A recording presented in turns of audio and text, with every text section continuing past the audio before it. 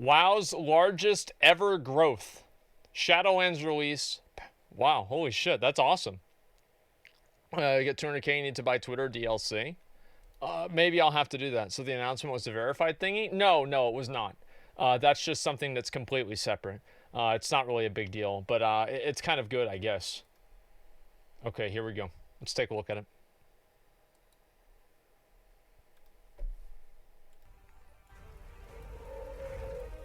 Hey everyone, and welcome back to the Warcraft News. We've got a lot to talk about today with Blizzard's financials, lots going on in-game, and major updates to patch 8.3, plus a look into some of the possible release dates for World of Warcraft Shadowlands. First though, November is Pin Month on Patreon. In addition to our regularly scheduled Demon Hunter set, we are also doing our first ever pin. It was Incredible. a bunch of fun to create, and Patreon's a massive help for us, and you'll get great loot in return. There it's it also is. directly help us bring on our new editor, and you'll see the boons of that very soon in our future content. But okay, with that covered, let's get into the news. So it's only a few quarters after the earnings call, the reported record See, we watched revenues this. was followed up Remember this by shit? the dismissal of 800 Blizzard staff. The last 12 months certainly have been challenging for Blizzard, so Yeah, all to say eyes the have least. been on their earnings report, especially this time post-Classic. And interestingly enough, they have reported a strong enough third quarter for 2019. In this period, the company has had 33 million monthly active users across its platform. That's Net a lot. revenues Holy of shit. 394 million were reported, with God an damn. operating income of $74 million in Q3. Ultimately, reporting lower revenues than last year, on the year-on-year basis, because of course the same period last year was the Battle for Azeroth launch, and well, that was pretty hard to beat. Now, the launch Not of really. Classic has been really held up Yeah, not as really. a driving force for their surge in user engagement, with it being, they said, the most significant quarterly subscription increase in the game's history. All of its history. Now, this could be seen as a sign of how strong the game currently is, or conversely, Wait. Q3, World of Warcraft Classic drove the biggest quarterly increase to subscription plans in franchise history. Holy shit. Dude, I can't believe BFA is doing so well that it caused that to happen. Can you guys, like, that's insane, isn't it? Wow. That's crazy, man. Holy shit. Wow. BFA is doing so well. the state of player engagement prior to Classic not really being great. Then another thing we've seen continue is them actually present Classic and Contemporary Warcraft as like the same community. And I think that's a pretty clear indication that Blizzard will be layering their content releases between the two different platforms going forward. And I suppose more on that when we talk about the Shadowlands release dates. Now, the Q&A section, that is traditionally used by investors to air their anxieties. Yeah. And well, it had minimal mention of World of Warcraft, with Cody Johnson using the one question fielded about it pretty much as a chance to do a glorified victory lap. Now, in this, he said the player engagement is healthy going into Q4, and the Shadowlands has strong potential for player retention. Now, looking at the past numbers, what's interesting to me is that the previous largest quarterly jump ever was from the end of MOP to the launch of WoD, and that saw 2.6 million players return. So clearly, Classic's doing more than that. I don't think that it would be... So it had over 2.6 million people. Holy shit, man. What the fuck? That is insane. That is fucking ridiculous, man. About the biggest drop? I don't think so. Be absurd to say that it's 3 Yeah, to it's 4 super million impressive. more people, more subs. Now, not all of them will stay, of course, but still, we do know that WoW Classic Month 2, like the overall engagement there, is significantly higher than World of Warcraft's like overall engagement before Classic launched. So clearly, Classic has been an extremely additive thing to the World of Warcraft community. And speaking of that, well, Classic Phase 2 unlocks the week beginning the 12th of November. Outside the early release of Dire Maul, this will be the first content update for Classic. So what can we expect from Phase 2? Well, the PvP honor system launches. There was no barrier to PvP previously, but a substantive reward system, well, that's going to drive a lot more PvP on most servers. We're definitely going to see over the coming weeks. Yeah, I think this is going to be a real shit show. Especially in Hillsbrad and the Barrens. And I don't know how they're... Now, shit. Well, I don't know how they're going to be able to do this with, like, their servers. Their servers are so bad right now. I don't know how it's going to be possible for Blizzard to see Phase 2 happen on any of the larger servers at all. I don't think so in any way. At BlizzCon, Ian recommended the players finish up whatever Yeah. quests they've got. It was like, in no those fucking way, areas, man. And, well, with our server of Shazrath, I'm expecting hundreds of players to be battling between Tarren Mill and South Shore in the coming days. This also will, of course, come with PvP rewards, but remember, you're not going to see Battlegrounds launch until Phase 3. Of course, that's not all. PvE players will get the world bosses Lord Kazak and Azuragos. Now, Blizzard actually That's gonna be previously fucking stated awesome. that they would not launch any world bosses until layering would no longer be needed. Now, Thanks, Blizzard Beth will be Pally. I able to appreciate that, man. synchronize the end of layering with the release of Phase 2, and I think that would all be pretty darn exciting. Okay, with that covered, let's hop over to contemporary World of Warcraft. So, World of Warcraft is 15 years old, and to Wow. celebrate, Blizz have brought a selection of thematic events and activities for players to participate in. So, when you log in, you're going to get the little Nefarian pet, and then you're also going to get a letter from Chromie that invites you to the special time-walking event in the Caverns of Time. Now, What a disappointment this was. Like, what a disappointment this shit was. Like, I was so excited to do this event, and then it just turned out to be bullshit, man. It just turned out to be such fucking bullshit. Like, it was it's like the only thing that was hard about it was Defile. So it's like, oh yeah, we're going to make you go through 2 other fights to randomly throw a mechanic at you that one-shots the entire raid from 10 years ago, and if you don't know how to deal with it exactly, everybody in the raid dies. It's like, that's so fucking dumb, man. Like, I'm sorry, it's so fucking dumb, especially in like an LFR environment. Like, I hate it whenever Blizzard does this. They add like one mechanic in there that, like, in a random grouping system, I don't think that there should be a fucking mechanic in there that one person can wipe the raid with. It just seems like it's too open for trolling and one person just ruining it for everybody else. The fucking 15-year anniversary thing, I was not a big fan of at all. And yeah, it was okay, but it could have just been so much better, man. It could have been so much fucking better.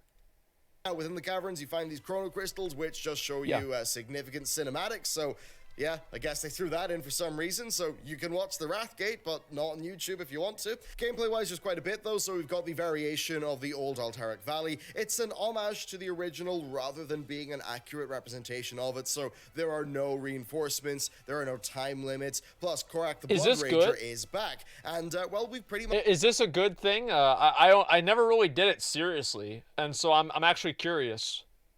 No, it's good. Some people are saying it's good. It's horrible. I feel like it's probably going to be, like, really laggy or just, like, scuffed in some way or another. It's retail, so it's trash. Well, yeah, I know. Retail bad, classic good. Yeah, retail bad, classic good. Everybody knows that. But, you know, I'm excited to at least maybe do, like, 1 or 2 of them.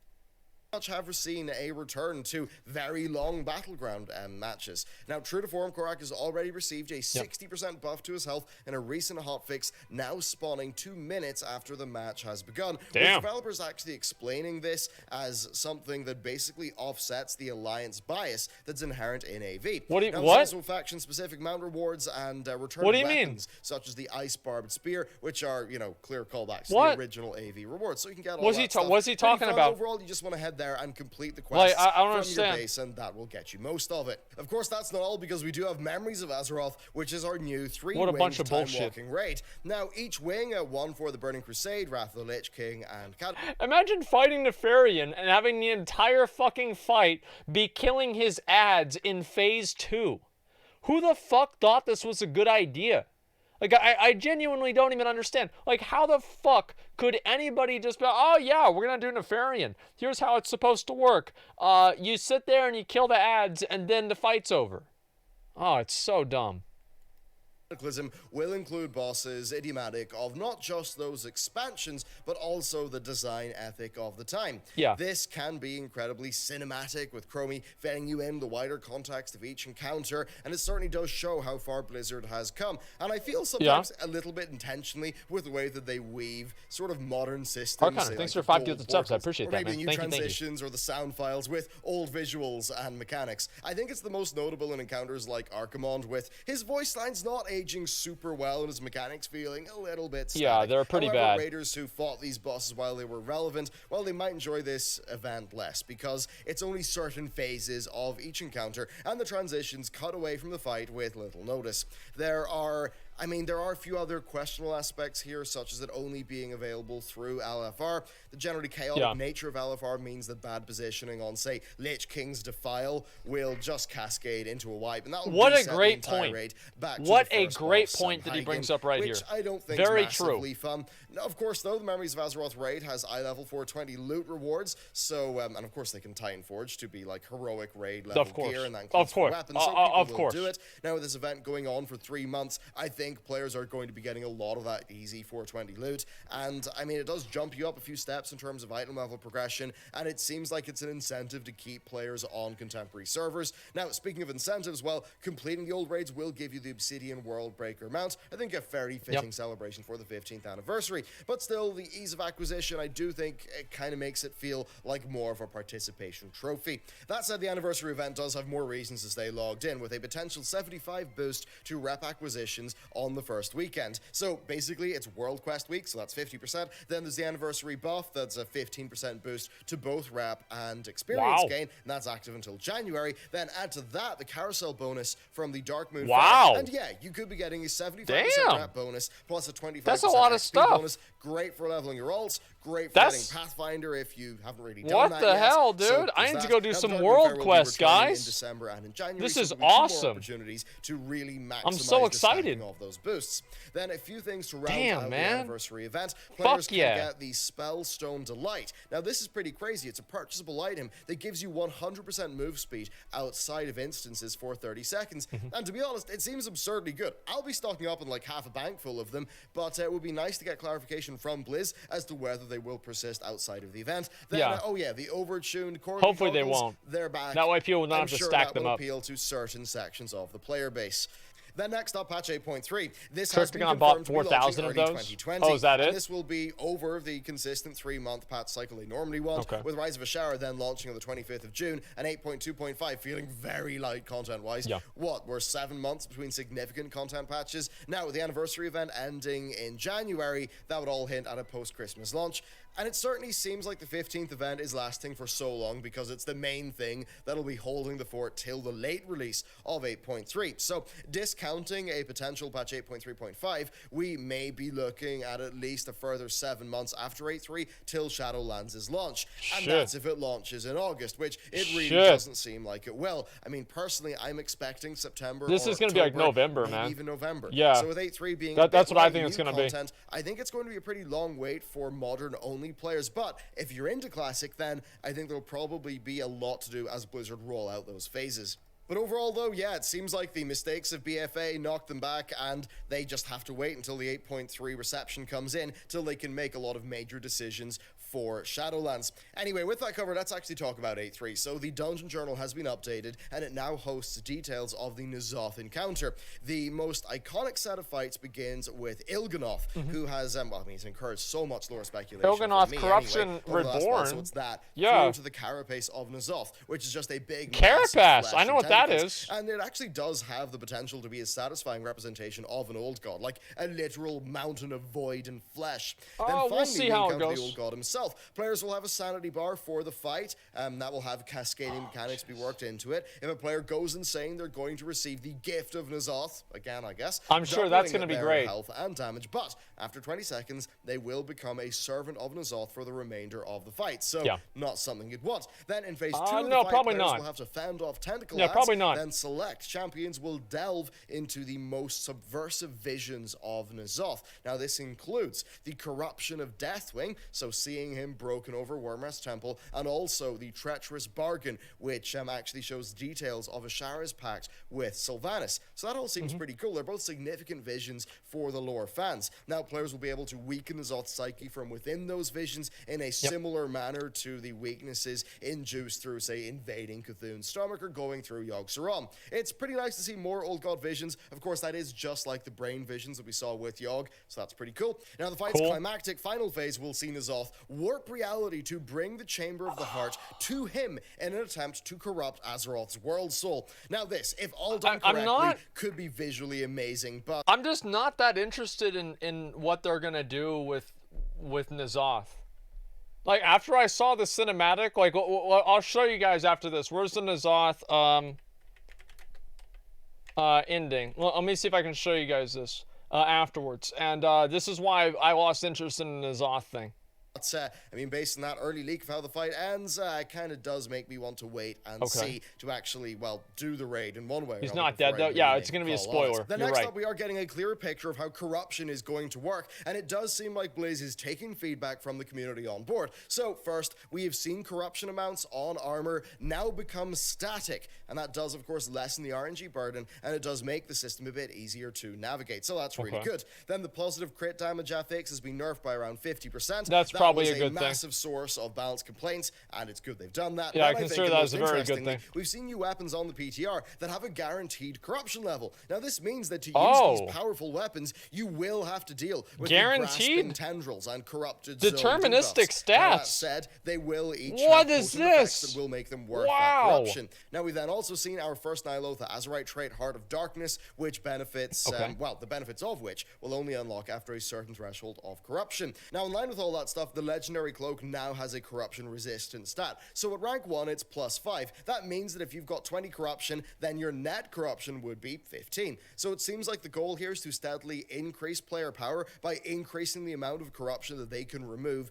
through that resistance through their Legendary Cloak. Now, this essentially will act as a continual nerf to content, somewhat like how Titan Forging steadily increased player power over time, but I suppose in a bit more of a controlled fashion. Then next, let's talk about some new rewards. So, Mythic players will get the Awakened title for getting +10 in every dungeon. This is, I'm so glad they're adding this in. I am so fucking glad they're adding this shit back into the game. This is so great. Overall, it's great to see Mythic Plus get that type of reward, so really good move there. We then got a reskin Mists of Pandaria Collector's Edition mount with Pao Pi and Ren Stalwart Hound. We don't exactly know if these can fly yet, like the previous reskinned Quillin from the Island Expedition. I would kind of assume. So maybe they're trying to preserve a unique feature there for the collector's edition version of the mount, but anyway, there's that. The next Doomgorger Kralok in Vol'dun is going to drop the Brown Alpaca mount. Depending on the drop rate, though, that might be quite difficult in terms of its acquisition, as well, this boss is associated with we need to do that 100%, man. Quest, and therefore it's attached we really to need to do that. Pretty long spawn cycle, so that one might actually be pretty darn hard to get your hands on. But anyway, that's us for the Warcraft news. Kind of nice that, like, aside from I'm a little bit worried about that, man. Talk about. It's definitely interesting seeing. I guess I'll just farm it as much as I can. It's obviously, you know, it's an interesting patch. There's a lot of content reuse. There's also a lot of smart ideas, and it's clear that Blizzard are testing quite a lot of stuff. So, I mean, man, yeah, it'll just be interesting. I'm really hoping that's early January and not like February in terms of the release date, because, I mean, if it's February, that would be a little bit scuffed, or, you know, February, March, something like that. But anyway, let me know what you think about the various different release dates like 483 and Shadowlands. I'd love to know how that fits into your schedule, just what you feel about the health of the game after all the information we've got recently. So let me know if you want to help us out and get some really cool pins. Check out the Patreon. And with that, thank you very much for watching this video, and I will see you next time. Here's why I'm not excited about N'Zoth, okay? Here's why I'm not. Watch this. Watch this shit. Spoiler warning.